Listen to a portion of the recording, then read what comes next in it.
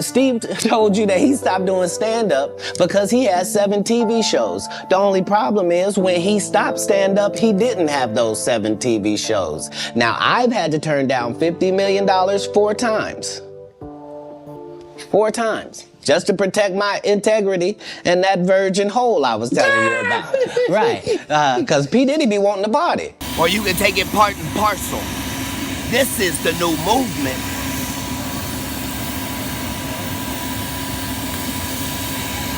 Hey, and tell them plastic cup boys, we make enough money to drink out of real glassware. Everybody knows Katt Williams is not afraid to speak his mind.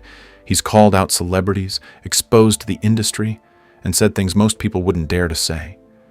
But there's one name you never hear him talk about: Denzel Washington. For someone who fears nothing, why the silence? Is it respect?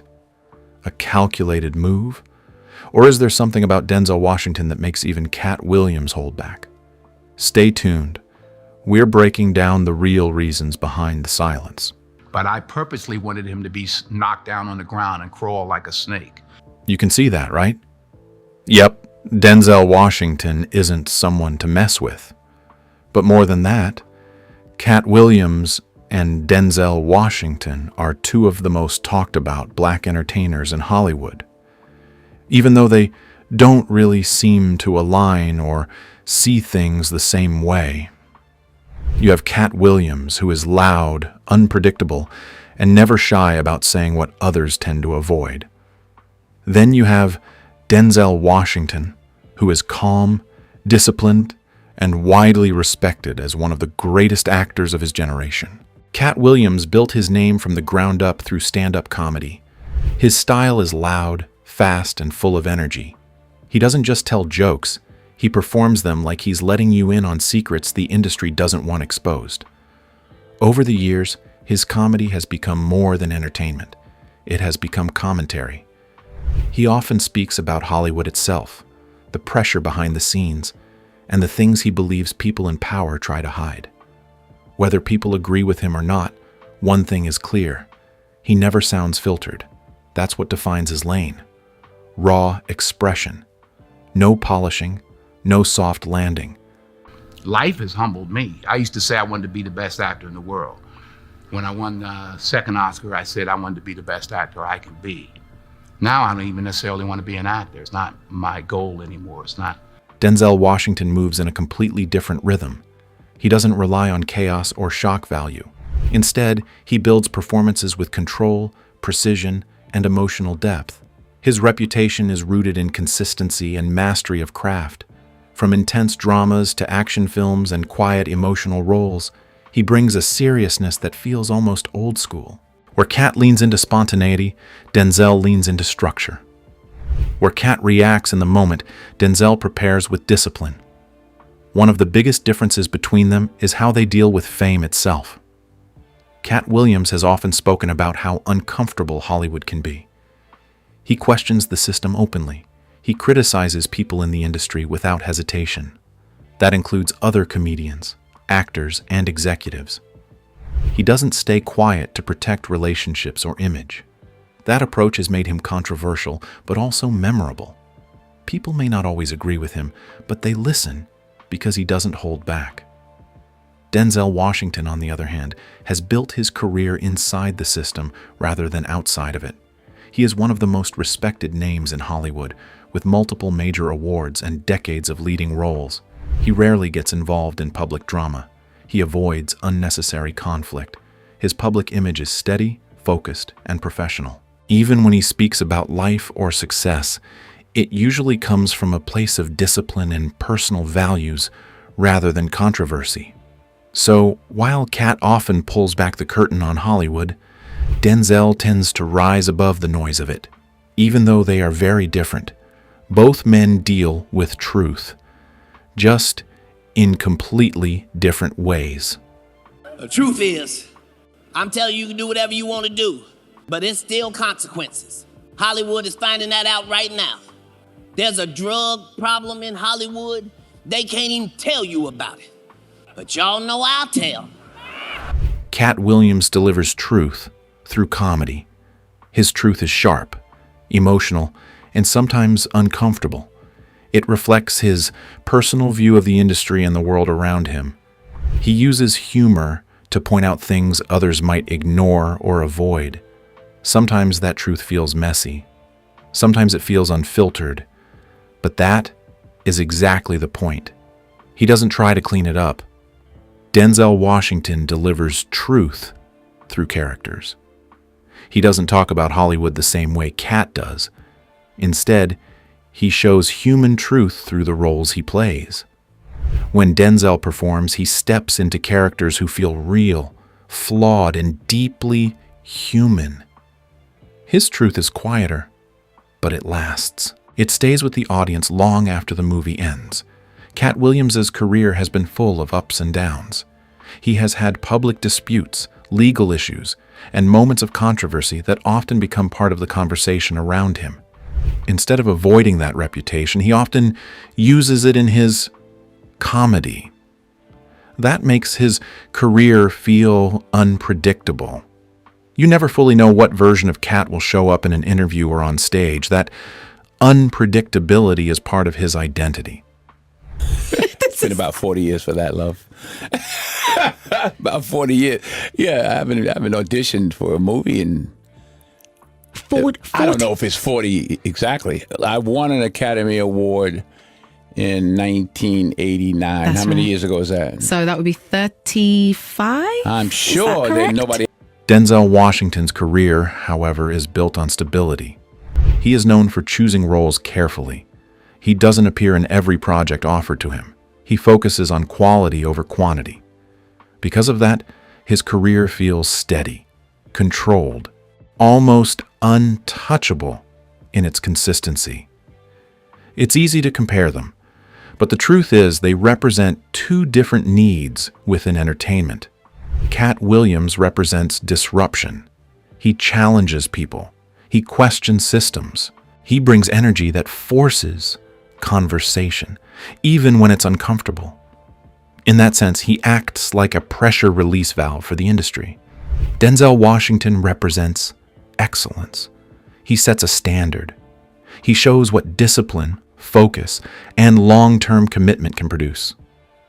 He reminds audiences what mastery looks like when it is refined over decades. Without voices like Katt Williams, Hollywood can start to feel too controlled, too polished, like everyone is afraid to say anything real. And without figures like Denzel Washington, it could swing the other way, too chaotic, with no sense of order or direction. But what really catches people off guard is this: why has Katt never really spoken about Denzel at all? Well, for Katt Williams, there's always a reason behind the names he brings up. He's not the type to just throw names around for attention. When he talks about people, it usually comes from real experience. These are people he's actually been around, comedians he's shared the stage with, people he's toured alongside, or individuals he's seen up close behind the scenes at clubs, shows, and industry events. So when he talks, it doesn't come off like random shots. It feels more like someone pulling back the curtain on a space he's been inside for years. Whether people agree with him or not, there's a certain weight to it, because it sounds like it's coming from experience. That's a big reason his words spread so quickly. It feels less like outside talk and more like you're hearing something from inside the room. And when you look closer, it's not hard to notice, despite being in the same industry, Katt Williams and Denzel Washington haven't really moved in the same circles. Denzel doesn't really operate in that kind of space at all. Put it down, turn it off, shut up, be quiet, learn, read, relax, get better. First part of your life you learn, second part of your life you earn, third part of your life you return. He's not part of the stand-up world where comedians are constantly around each other, building relationships, competing, joking, and later talking about each other in interviews or on podcasts.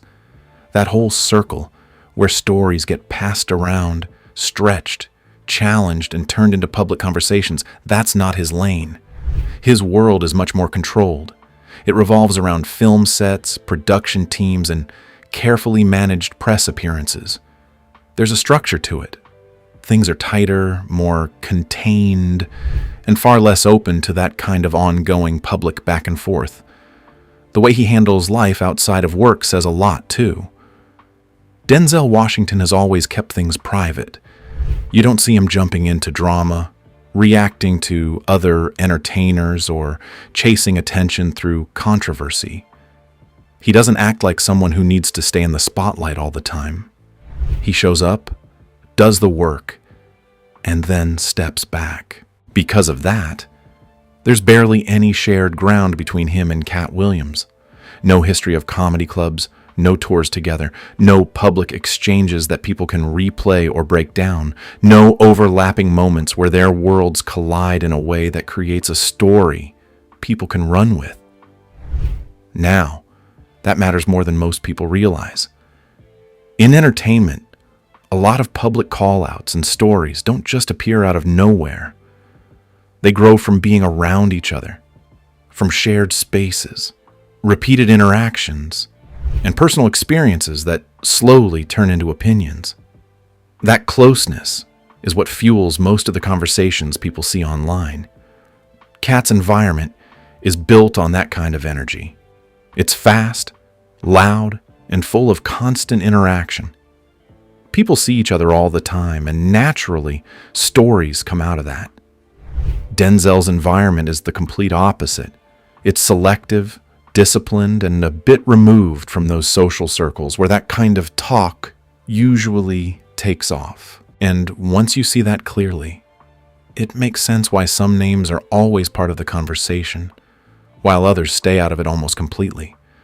Not because they're untouchable, but because their paths don't really cross in a way that creates anything to talk about in the first place.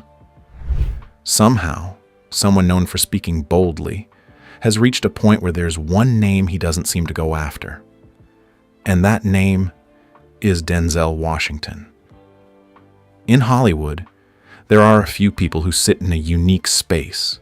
They're talked about, respected, even admired. But when it comes to public criticism, especially the loud and messy kind, people tend to hold back. It's not written anywhere, and no one says it out loud. It just exists, like an unspoken understanding. Denzel is one of those people. And to really understand why, you have to look at the kind of career he's built and the roles that shaped how people see him. But they weren't bad jobs. It's like, people say, oh, the difficulty of making a movie. I'm like, send your son to Iraq. That's difficult. It's just a movie. It's like, relax. For over 40 years, Denzel has built a career that feels almost rare in today's world. He didn't just chase fame. He built respect. 2 Academy Awards, many nominations, and a long list of powerful roles have placed him in a category that very few actors ever reach.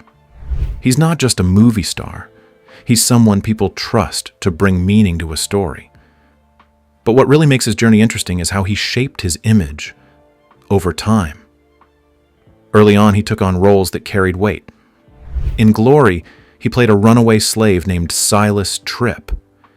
It wasn't just a performance. It was raw, emotional, and impossible to ignore. That role earned him his first Oscar and showed the world that he wasn't just talented. He was serious about telling stories that mattered. From that moment, people started to see him differently, not just as an actor, but as a presence. Then came Malcolm X, and this is where things went even deeper. Taking on the role of Malcolm X wasn't just another job. It was a responsibility. This was a real person, someone whose life and voice meant everything to millions of people. And Denzel didn't treat it lightly. He studied, he prepared, and he stepped into that role in a way that made people forget they were watching an actor. It felt real. It felt honest. For many, it still stands as one of the greatest performances ever put on screen. At that point, His place in Hollywood was already solid, but he didn't stay in one lane. In Philadelphia, he stood side by side with Tom Hanks and held his ground in a story about discrimination and justice. The film was a huge success, and it proved something important. Denzel could carry a major film and connect with a wide audience. He wasn't just respected, he was reliable. But one of the most intense performances of his life was Training Day. He said the people on the street don't know who's working for me. So that keeps them all. That's why I come up to a group of them and I say, hey, you better call me, and just walk away. And they're like, call you? What do you mean? So you know him? Yeah, now he's got a problem. Yeah, now that guy's got a problem. In Training Day, Denzel did something bold. He stepped away from the strong, honorable characters people were used to seeing and became Alonzo Harris, a corrupt, unpredictable detective who doesn't play by any rules. From the very first scene, you can feel it. Something about him isn't right. He's smooth, confident, and even funny at times. But underneath all of that, there's danger. Real danger. The kind that makes you uncomfortable because you don't know what he's going to do next. What made this role so powerful wasn't just the character. It was the risk. Denzel knew people saw him as a certain type of figure. Calm, controlled, moral. And instead of protecting that image, he broke it wide open. He showed a man who could manipulate, intimidate, and destroy, all while smiling. And the surprising part? People didn't turn away from him. They leaned in. That performance earned him another Academy Award. But more than that, it proved something deeper. It showed that he wasn't limited. He wasn't stuck being the good guy. He could go into darker spaces and still come out respected. Around the same time, he also gave audiences something completely different in Remember the Titans. Here, he played Coach Herman Boone, a leader trying to unite a divided football team during a time of racial tension. This role reminded people of another side of Denzel, the mentor, the voice of strength, the man who stands firm when things get difficult. It became one of those films people return to again and again because of how it makes them feel. Then he stepped into the world of action with films like Man on Fire. On the surface, it's a revenge story. But the way Denzel plays it, you feel the pain, the loss, and the quiet emotion behind every move. He doesn't just act. He makes you feel what the character is carrying. That ability to bring depth into every role is what kept him at the top. In American Gangster, he played Frank Lucas, a powerful and calculated substance kingpin. Once again, he walked that line between charm and danger. You understand the character, even when you don't agree with him. That's a difficult balance, but Denzel makes it look natural. And even later in his career, he didn't slow down. The TV show was a phenomenon of The Equalizer. What resonated with this character with you that made you want to do this film? Actually, I never saw the TV show. Sometimes it's easier not to. Yeah, I just, they sent it to me and I didn't want to get... With The Equalizer, he stepped into the role of Robert McCall, a quiet man with a deadly skill set who helps people who can't defend themselves. What's interesting here is that he didn't rely on flashy effects or over-the-top action. It was controlled, grounded, and focused, just like him. Now, when you step back and look at all of this, you start to see a pattern. Denzel didn't just build a career. He built a reputation. And that raises an interesting question when you think about why someone like Katt Williams hasn't really messed with Denzel Washington. A big part of understanding Katt Williams is realizing he doesn't just speak randomly. There's usually a pattern behind who he talks about and why those moments spread the way they do. A simple way to put it is this: he tends to aim where it will echo. He targets situations and people where his words are likely to travel fast. spark debate, and fit into the larger story he's been building for years about the entertainment industry. When he calls out comedians, rappers, or industry insiders, it often lands in a space that already has tension or curiosity. And I needed you to know why I came by. Yeah, I need you to tell us why. People know I don't go everywhere. I'm not interested in talking to people unless it's like a Larry King or somebody of an amazing ilk that I would actually want to go talk to in real life. Okay.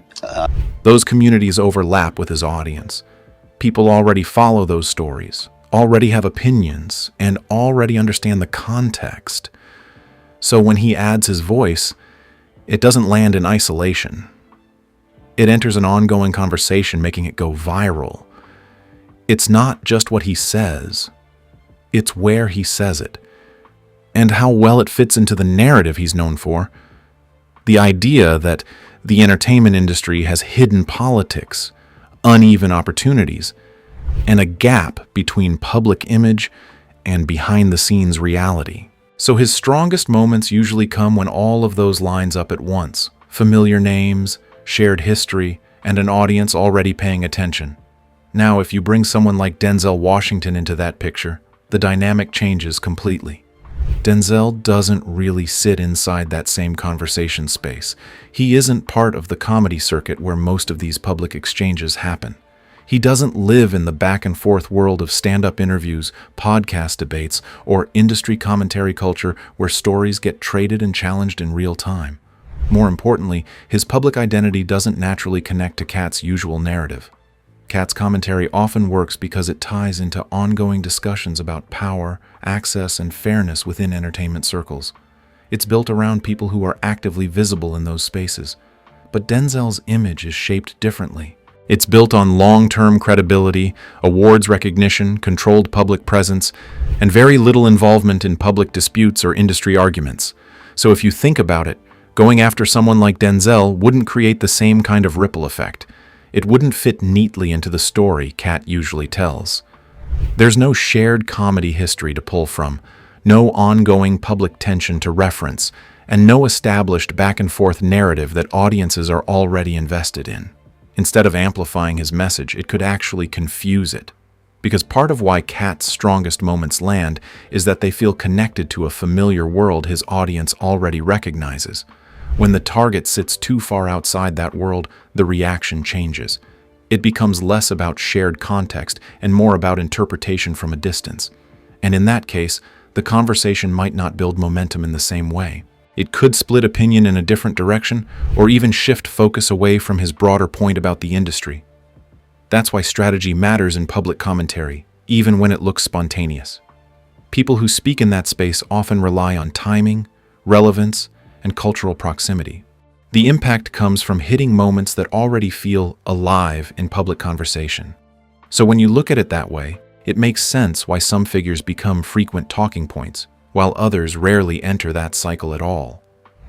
It's always about who fits the story being told, and whether saying their name actually adds fuel to the fire or just takes the conversation somewhere else entirely. Whether it's out of respect or simply because he has nothing to say, Katt Williams has stayed in his lane when it comes to Denzel Washington. But what exactly does he usually say about the people he talks about? This is the other side of Kirk Franklin praying.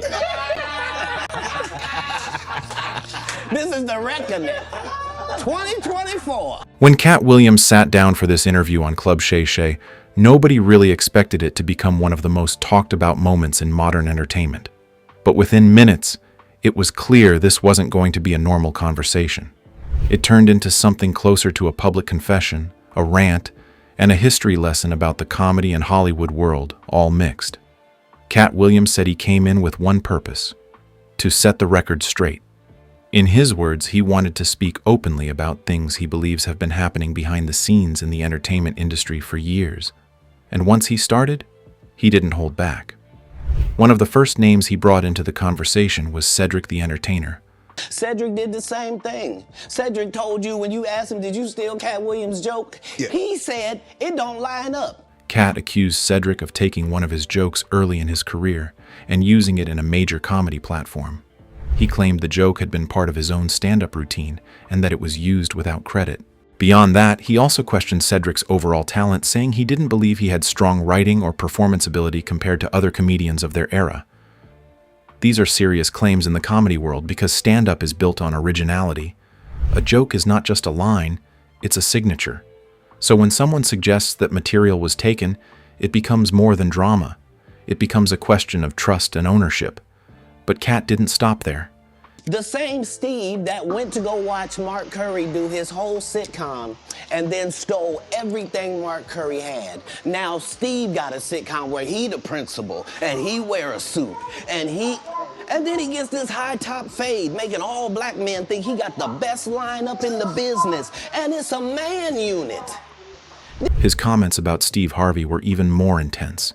He questioned Harvey's rise in comedy and entertainment, suggesting that his success came more from industry connections and adaptation than raw stand-up skill. Katt also made claims about creative borrowing, saying that elements of television ideas and comedic structure were influenced by other comedians. In very blunt language, he dismissed Harvey's comedic ability and compared him in a way meant to be insulting. It wasn't subtle at all. It was direct, emotional, and meant to challenge the story of how Harvey became a household name. He immediately turned his attention to Ricky Smiley. Katt disputed Ricky Smiley's claim that he was originally supposed to play the character Money Mike in the film Friday After Next. According to Katt, that story was not accurate, and he insisted that the role was never Smiley's to begin with. He went further, accusing Smiley of misrepresenting events and being part of a group that worked against him in the industry. At this point in the interview, a pattern was forming. Katt wasn't just talking about individual disagreements. He was painting a picture of an industry full of tension, competition, and what he sees as behind-the-scenes politics. And Kevin Hart? Katt didn't spare him. In 15 years in Hollywood, no one in Hollywood has a memory of going to a sold-out Kevin Hart show. Katt questioned Kevin Hart's rise in Hollywood, not in a personal insult kind of way, but by challenging how his success was built. He suggested that Hart's rapid climb in movies and major projects didn't match what he believed was traditional comedic ranking or stand-up influence. In simple terms, he was asking, how did he get here so fast and why him over others? He framed it as a gatekeeping issue, implying that Hollywood sometimes chooses certain personalities and pushes them forward more aggressively than others, regardless of their stand-up reputation. Whether people agreed or disagreed, this part of the conversation hit a nerve because Kevin Hart is one of the biggest comedy and film stars in the world today. So questioning his position naturally created a lot of debate. But Katt didn't stop at comedy. He also brought up music and industry power figures, including Sean Combs. All of these big dick deviants is all catching hell in 2024. It's up for all of them. It don't matter if you Diddy or whoever you is. In this section, Katt made claims about pressure and influence in Hollywood spaces, suggesting that he had personally been offered opportunities he was not comfortable with and chose to refuse. He presented it as a matter of personal integrity, saying he stayed true to himself even when it might have cost him career opportunities. This part of the conversation became even more serious in tone, because it moved away from comedy disputes and into broader claims about power, influence, and behavior in entertainment circles. Katt also referenced other high-profile figures like Harvey Weinstein, suggesting he had been approached in inappropriate ways during his career. Weinstein's name carries heavy public weight already due to widely reported legal cases and allegations, so bringing him into the discussion added even more intensity to Katt's overall message. He didn't stop there. He also mentioned Ludacris, making claims that connected success in the industry to hidden systems or symbolic deals. So there was a crossroads where we were both invited to an Illuminati thing. These comments were presented in a way that suggested deeper structures behind fame, although they were controversial and widely debated after the interview aired. Katt even touched on other figures like Tyler Perry, questioning creative representation and how certain roles and stories are shaped in Hollywood. And he referenced artists like Michael Jackson and R. Kelly while discussing how public perception and criticism can shift over time in entertainment history. What made the interview so powerful wasn't just the names he mentioned. It was the tone. He didn't speak like someone trying to carefully defend a reputation. He spoke like someone letting out years of frustration all at once. At times it felt chaotic, at other moments almost reflective, but always intense. That's why the conversation spread so quickly online. Some people saw it as truth-telling. Others saw it as a personal opinion mixed with anger and exaggeration. But almost everyone agreed on one thing. It forced people to talk about how the entertainment industry works behind the scenes. Whether you believe his claims or not, the interview became a moment where comedy, fame, and frustration all collided in one space.